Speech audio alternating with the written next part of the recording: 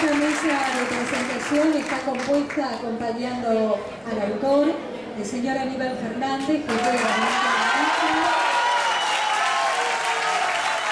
Jorge Calina, ex consejero legislador, candidato a presidente del Frente para la Historia. El señor Eduardo Gesani, director del Centro Cultural Adolfo Conti.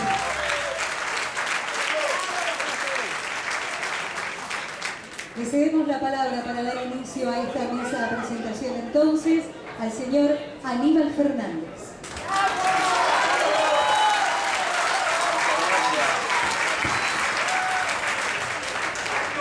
Muchas gracias. Cuando Norberto me invitó, la verdad sentí un enorme placer y no se puede dejar pasar por alto este tipo de cosas, porque no comprenden un montón de cosas que tienen que ver con el destino que perseguimos como país, sino el lugar de donde uno viene. Gracias a Dios hemos podido superar esas situaciones que son las que nos permiten seguir hablando y sumando hombres y mujeres de distintas maneras de pensar, pero que sí tengan una visión más o menos parecida de la misma Argentina que todos queremos. Garabateaba, porque nunca me gusta ir a poncho a ningún lado, entonces garabateaba un poquito las cosas que uno pensaba, y a uno se le viene siempre a la cabeza que una canción de Linda Media dice: si la historia la escriben los que ganan, eso quiere decir que hay otra historia. Pero cuando el ayer se te mete en el hoy, porque inexorablemente uno necesita que en el marco de la discusión de la política de todos los días el ayer tenga algo que ver con lo que está pasando para comprender un poquito más allá. No, me distraía con la música, no entendía. Cuando se mete el ayer en el hoy, empieza a ser exactamente al revés.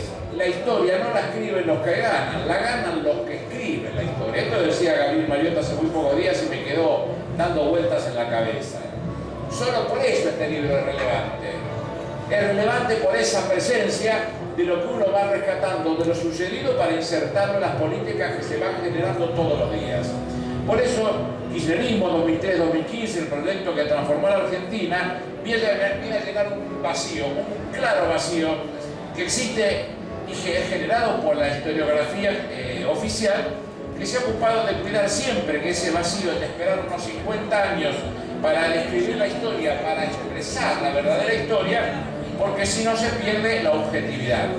Claro, los tipos te convencen de esa situación, porque mientras tanto producen medios, libros, documentos, películas, debates, papers, como dicen ellos, todo destinado a que 50 años después los historiadores serios agarren esos papeles y digan con voz impostada: mire, che, qué bárbaro que estos tipos hacían en esos momentos. Y la realidad que no fue otra cosa que frenar la expresión, el análisis o la descripción específica de la historia para que colisione específicamente con lo que ellos van generando todos los días para que te tapen la verdadera relación que uno tiene en cada una de sus cosas.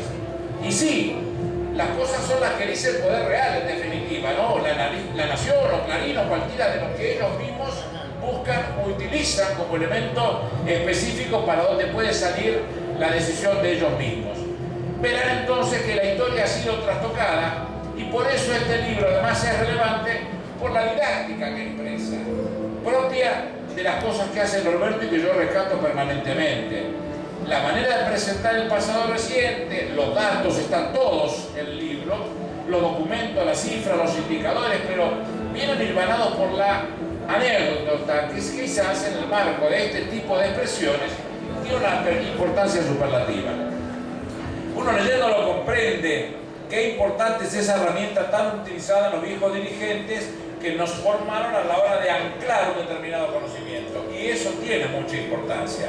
En este caso, la anécdota produce un espacio emocional entre el narrador, en este caso Norberto, y el lector, y eso logra que la idea sea apropiada por el destinatario. No es un nuevo recurso, yo lo tengo muy en claro, no tiene nada que ver con un nuevo recurso, es más. El martes, estoy presentando mi libro Conducción Política, que lo que trata de traer son las clases que Juan Perón da en 1951 a la Escuela Superior Peronista, y él también utiliza ese mismo recurso para su clase de conducción política. Yo contaba, a modo de anécdota también en ese libro, una forma clara de ver cómo algo que viene con el individuo y que no se aprende, como es la conducción política, utiliza un elemento de esa característica para poder hacerse valedero de esta cosa, para poder utilizarlo criteriosamente de esa cosa.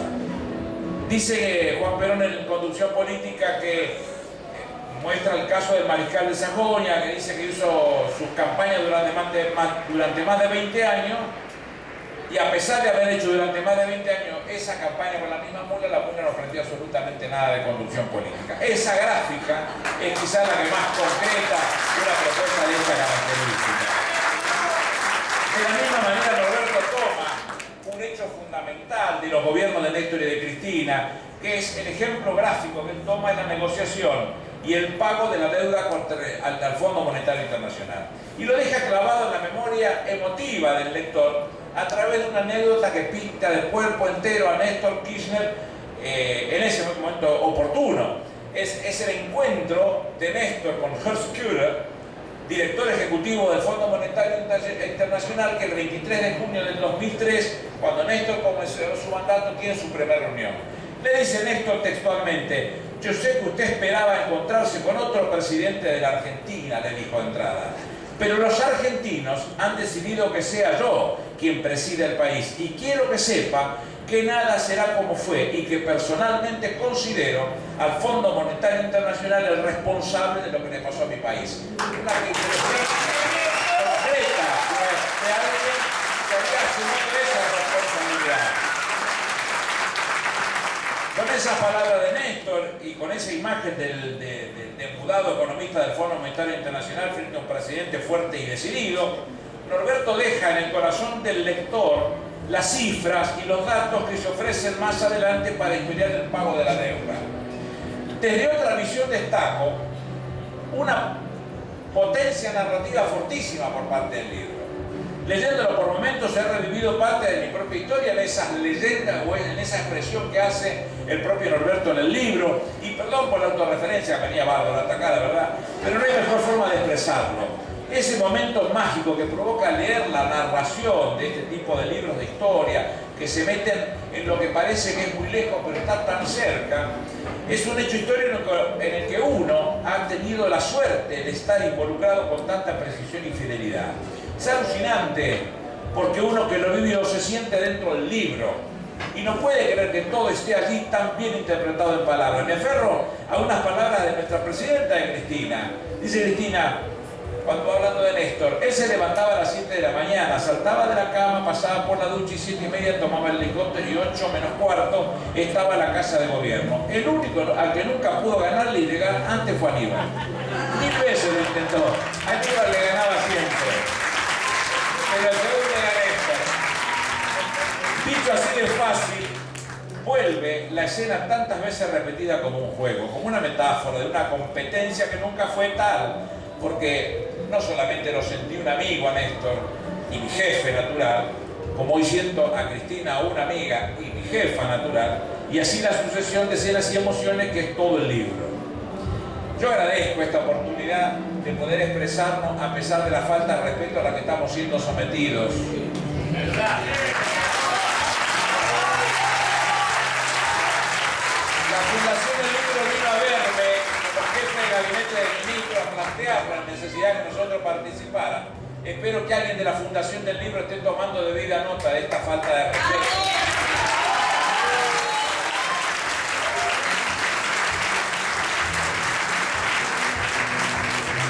Y para cerrar en este libro me voy a tomar de una expresión bien concreta de lo que toma Norberto, porque me parece que resume todo.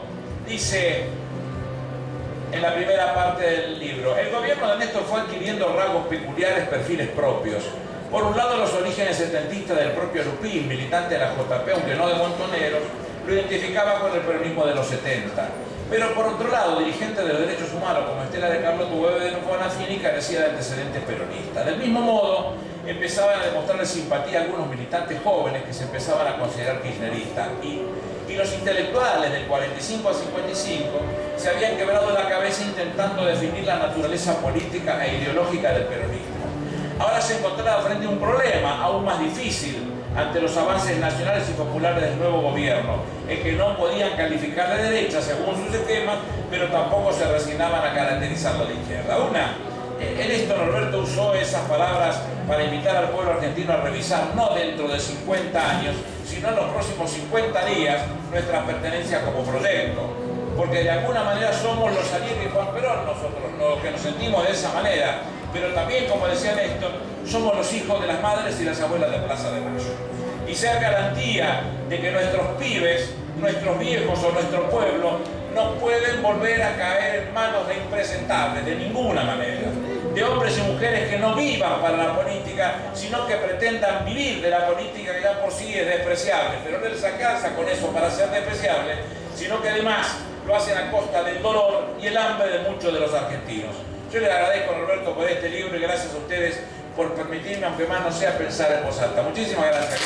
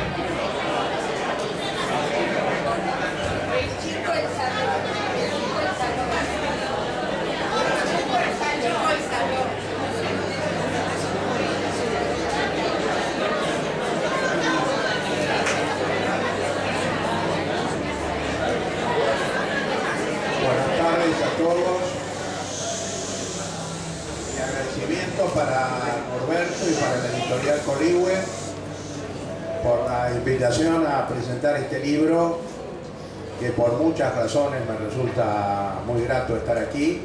En primer lugar por Norberto y por la obra que él ha realizado y que es un testimonio fundamental de lo que ha sido la historia del movimiento popular argentino, y nos estaba haciendo falta este trabajo sobre el kirchnerismo. En segundo lugar, por estar acompañado nada menos que por el jefe de gabinete de la Nación, que además tiene muchos otros títulos para que uno se sienta honrado de estar con él, y por mi amigo Jorge Tayana, con quien, como soy muy amigo, siempre tiendo a exagerar en los elogios, no porque no los merezca, sino porque a mí me gusta elogiarlos, nada más.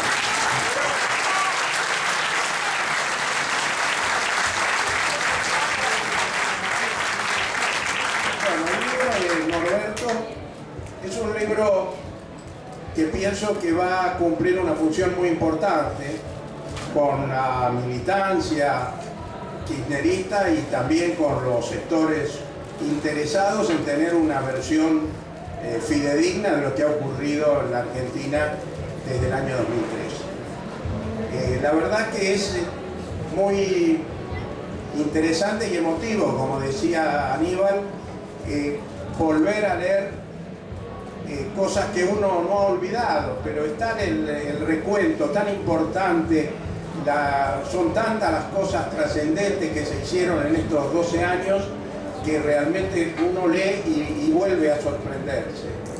Y me parece que esto está relatado de una manera muy minuciosa y con una mirada inteligente. Es decir, no es un libro teórico en el sentido de que dedique muchas páginas a las reflexiones generales sobre la política, pero tiene en cada capítulo, en cada episodio que narra, en cada circunstancia sobre la que reflexiona, hay un punto de vista muy claro y muy accesible supongo, a la gran mayoría de los lectores potenciales. El libro en realidad habla de las transformaciones del kirchnerismo. Y lo primero que se me ocurrió es que, ustedes saben, eso puede entenderse de dos maneras. La primera, como en general me parece que tiende a hacerlo el autor del libro, bueno, las cosas que cambió el kirchnerismo en este país, ¿no? Es decir, el sentido general de la obra de gobierno de Néstor y de Cristina Kirchner. Pero en segundo lugar, transformando uno se transforma. Es decir, no hay movimiento político que, si quiere ser consecuente con el proyecto que se ha planteado y dar respuestas desde la perspectiva de los intereses populares a las nuevas circunstancias que se plantea, no hay movimiento político que no tenga que ir cambiando a medida que va impulsando el cambio en el país.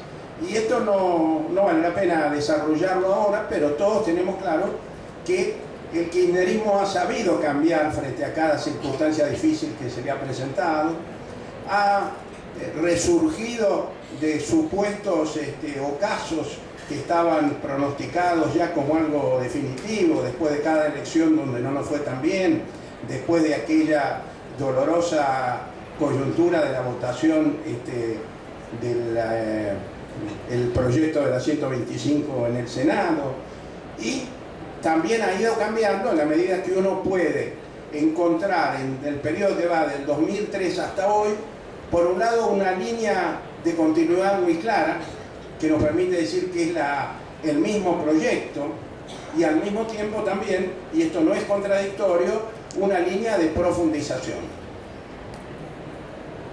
Por otro lado, las transformaciones que se realizaron en estos años, sería largo enumerarlas ahora.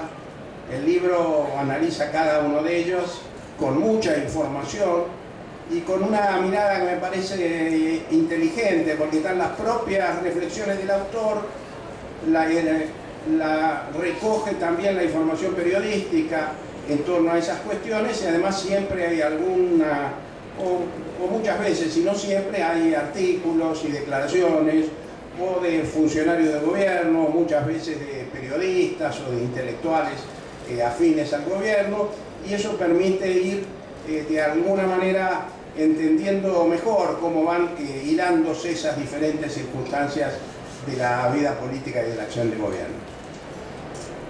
Hay obviamente tres, por lo menos, grandes capítulos que uno podría trazar respecto a estas transformaciones del kirchnerismo. La primera, yo diría, tiene que ver con la reparación y la expansión de derechos. No nos olvidemos que el kirchnerismo vino después del gran estallido del 2001 y de la situación de empobrecimiento generalizado de la población, o de grandes sectores de la población, que se vivió en el 2002. Entonces, un gobierno con vocación popular tenía que enfrentar inmediatamente esa necesidad de reparación social. Y me parece que cuando vemos cómo evolucionó el salario real en este periodo, la decisión con la que el gobierno privilegió, los gobiernos, tanto el de Néstor como el de Cristina, la defensa del salario real, de una más justa distribución del ingreso, incluso en situaciones donde la crisis externa nos había acostumbrado en la Argentina que la única respuesta tradicionalmente era el ajuste y la reducción del gasto público y la caída de los salarios.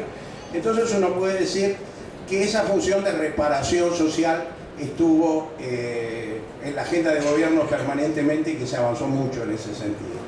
Y también tiene un sentido profundo de reparación las políticas de memoria, verdad y justicia. No solamente de reparación, ¿no? Eso es justicia, es una necesidad para el futuro de los argentinos avanzar en este proceso de memoria. Pero es obvio que eran heridas muy profundas que estaban sin cerrar en la sociedad argentina, que muchos sosteníamos que solo podían cerrarse por el camino de la justicia, pero ahora ya nos hemos acostumbrado, porque una de las cosas buenas se acostumbra rápido, ¿no?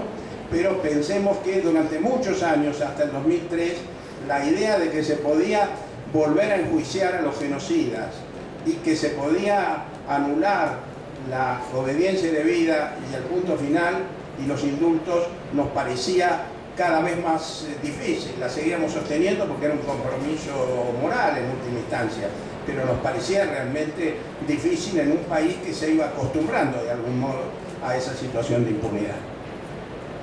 Por otro lado, hay un segundo aspecto de las teorías, de las medidas de gobierno, que tiene que ver con lo económico, y ahí me parece que el gobierno de Néstor Kirchner en un primer momento y después Cristina rompieron también con la tradición que venía siguiéndose en la Argentina desde hace mucho tiempo, con algunos momentos excepcionales, los primeros años, o los primeros, sí, hasta la muerte de Perón, podríamos decir, en el 73-74, después podríamos rescatar el intento de Bernardo Grispun en el primer año del gobierno de Alfonsín, pero en general sabemos que las políticas económicas venían orientándose en función de las recomendaciones del Fondo Monetario Internacional y de las orientaciones que también imponía el capital financiero internacional.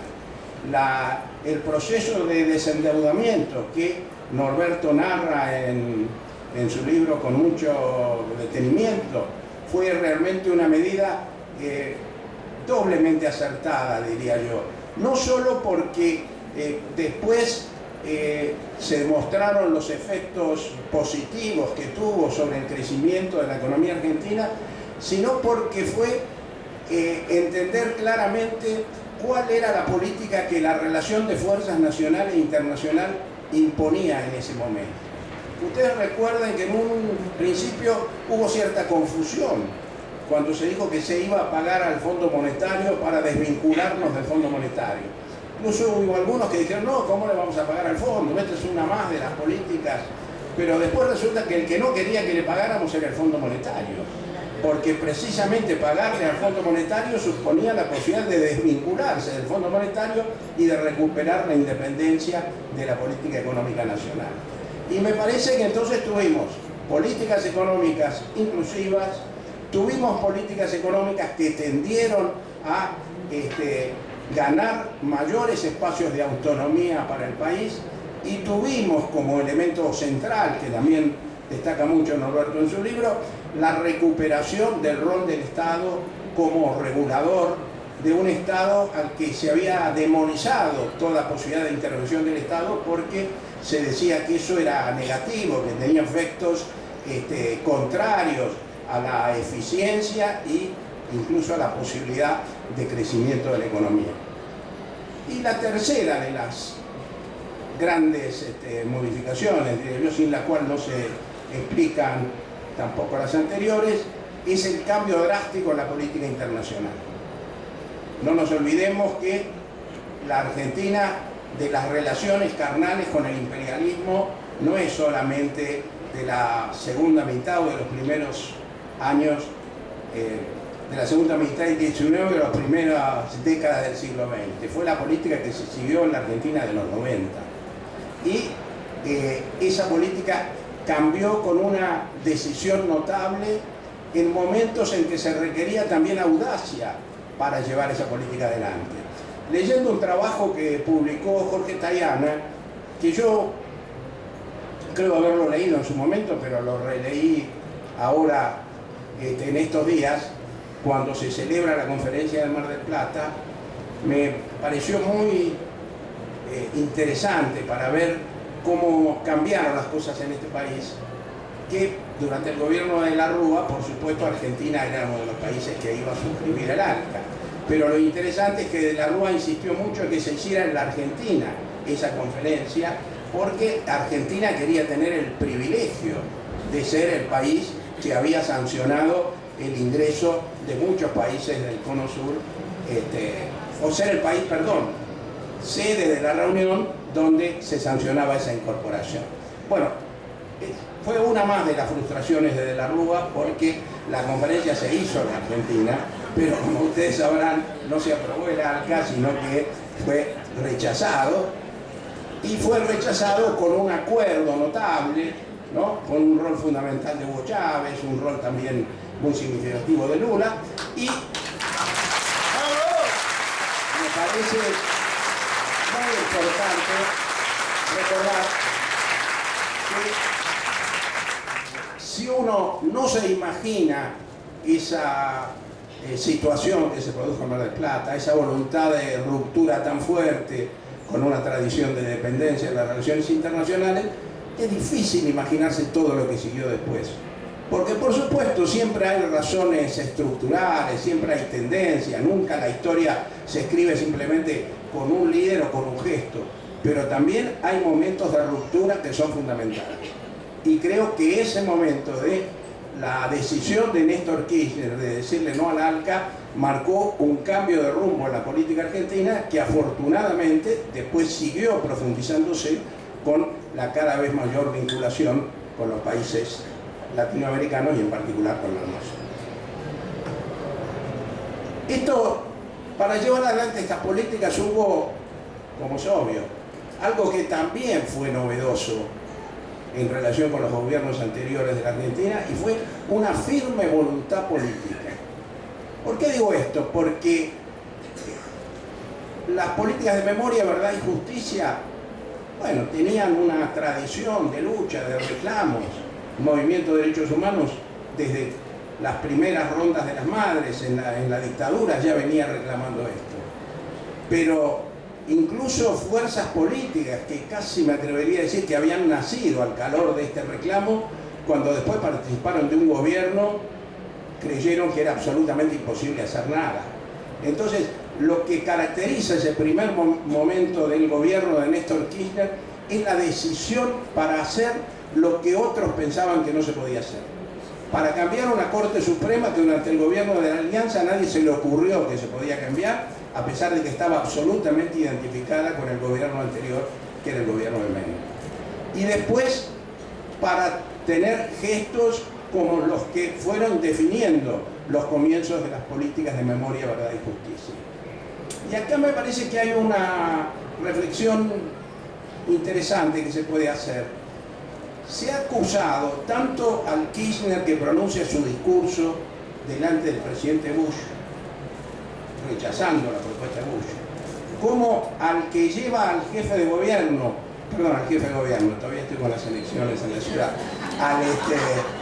al jefe de Estado Mayor del Ejército a bajar el cuadro de Videla, se ha dicho que fueron actitudes teatrales, y en cuanto al discurso de Bush se dijo que era una actitud desconsiderada, ¿no?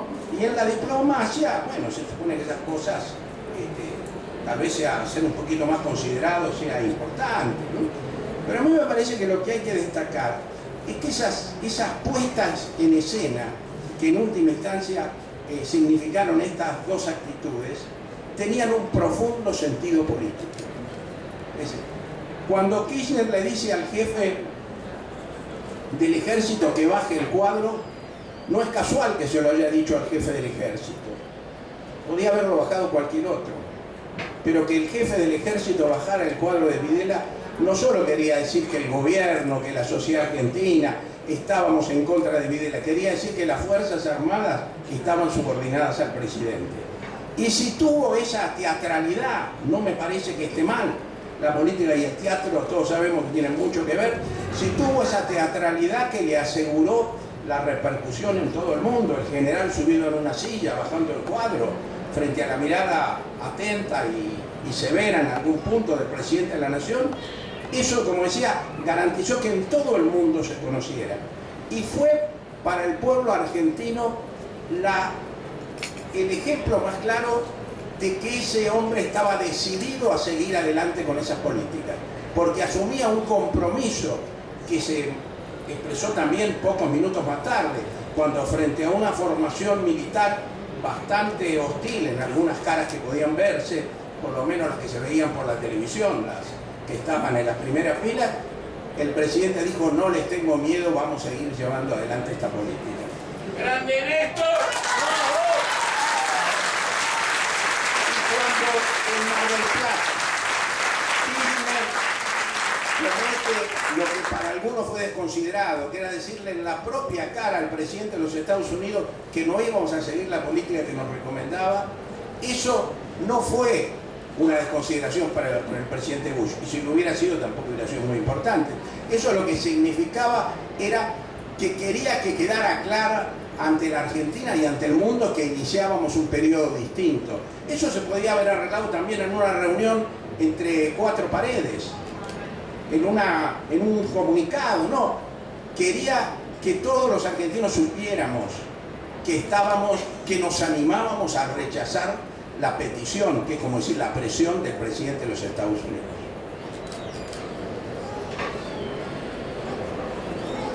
Bueno, para ir acercándonos al final.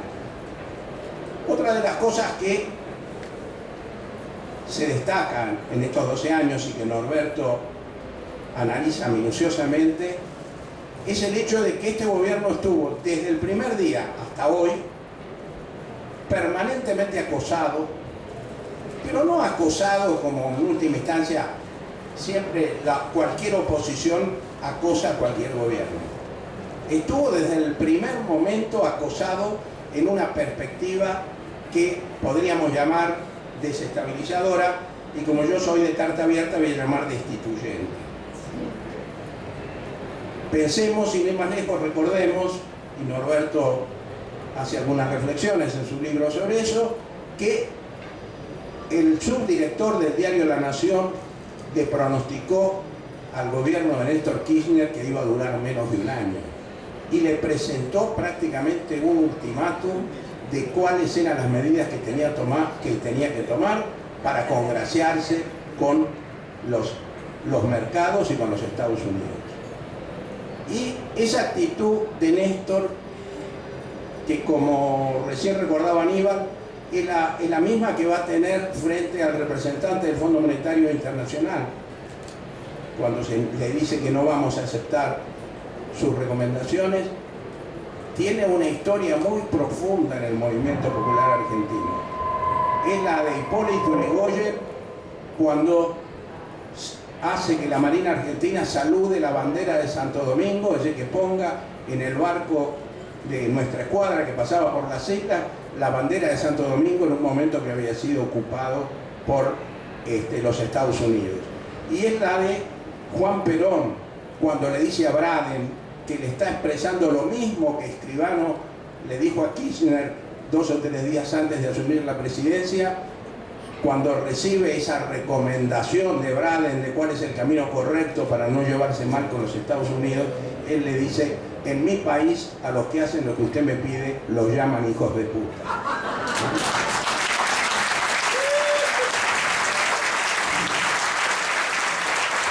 Esto es interesante porque recordarlo, aunque es casi obvio, porque el kirchnerismo, como todos los grandes movimientos populares de transformación a lo largo de la historia, es una mezcla de originalidad, de novedades, de adaptación a circunstancias que no podían preverse tiempo atrás, y al mismo tiempo está profundamente enraizado con lo central de las tradiciones populares argentinas.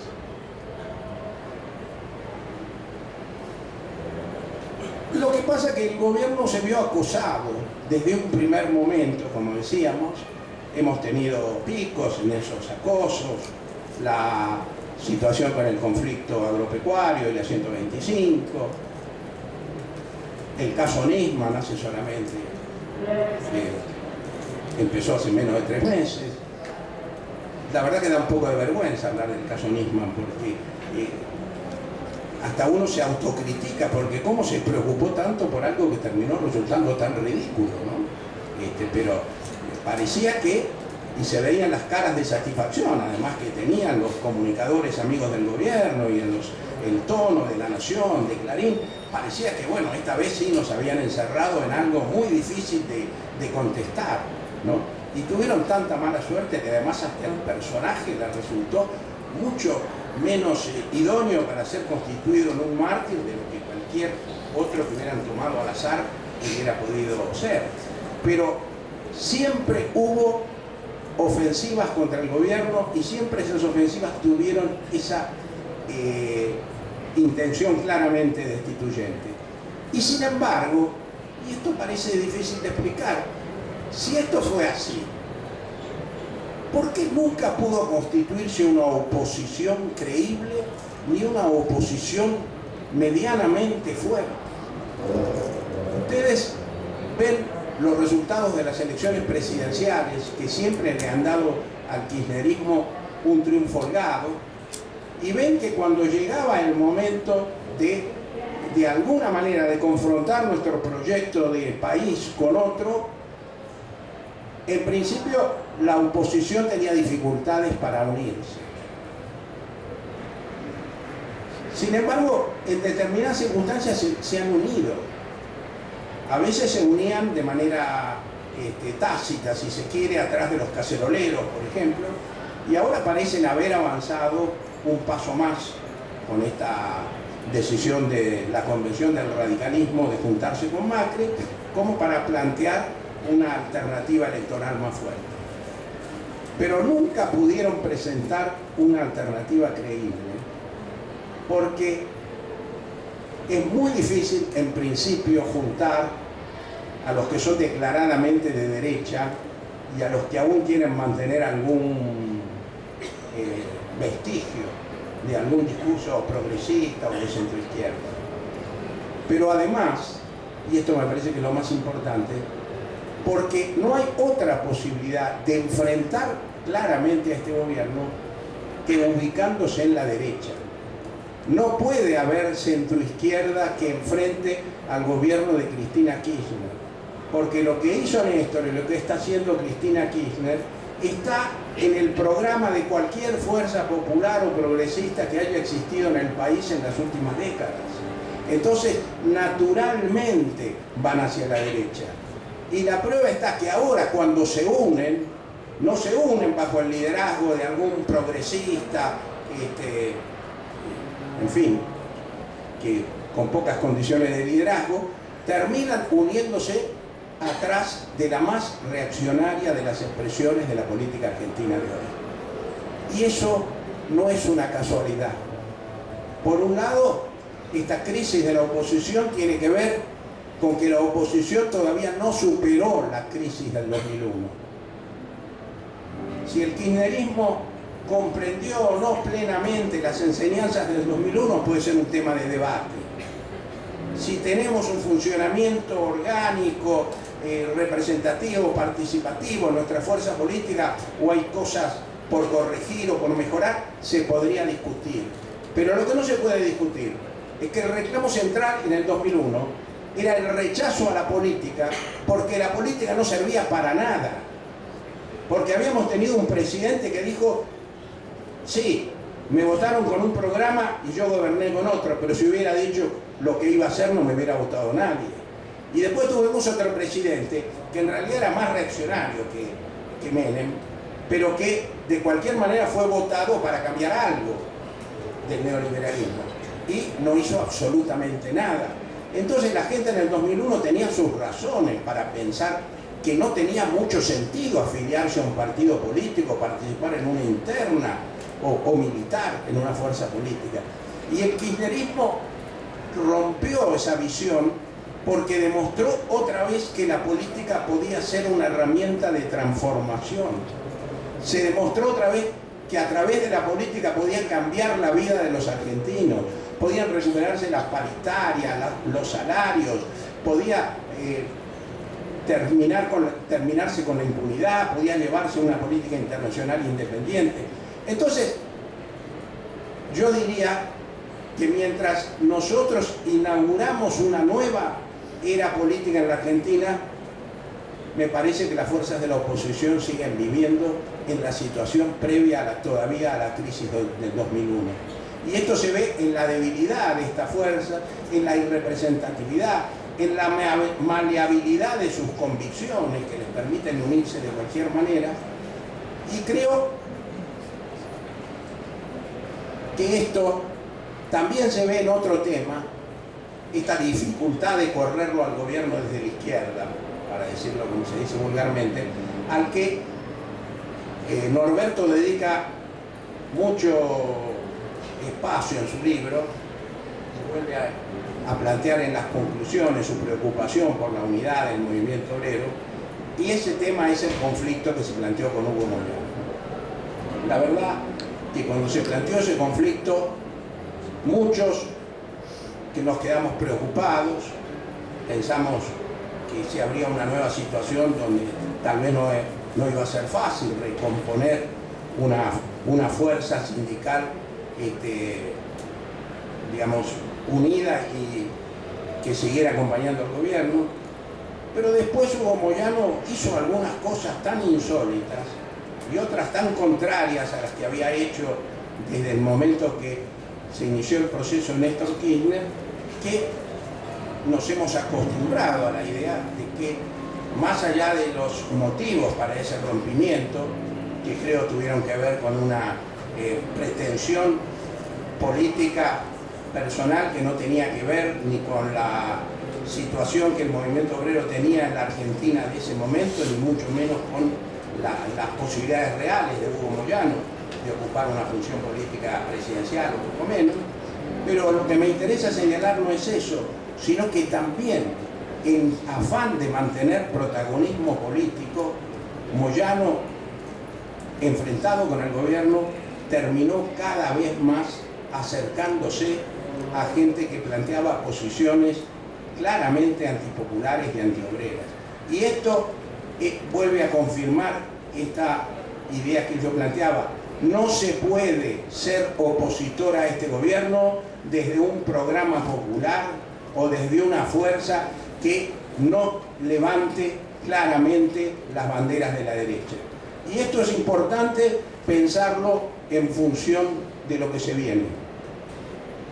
Lo que se viene es una elección a la que llegamos, yo diría, mucho mejor de lo que muchos pensaron, y a lo mejor de lo que en alguna situación de depresión nosotros mismos también pensábamos. El gobierno de Cristina Kirchner llega hasta al final de su periodo, después de 12 años de kirchnerismo con una alta imagen positiva y habiendo desmentido los pronósticos de que esto estallaba porque era imposible, después de la devaluación del año pasado, mantener el control sobre las variables de la economía. Es cierto que tenemos una elección interna, de la cual yo no voy a hablar ahora porque hay un compañero que es precandidato y otro que todavía no dijo si va a ser o no va a ser, o si va a ir a la provincia de Buenos Aires, y no creo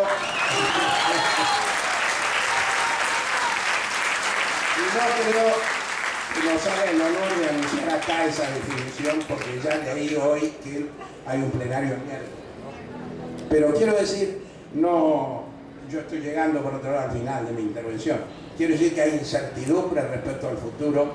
Esas incertidumbres las vamos a resolver por el mismo camino que se gobernó en estos 12 años. El camino de la confianza en el pueblo, de la idea de seguir profundizando las medidas, de seguir transformando la sociedad y de seguir siendo fieles al mandato que nos han dado tantos miles de argentinos que a lo largo de la historia entregaron su vida por estas mismas banderas. Muchas gracias.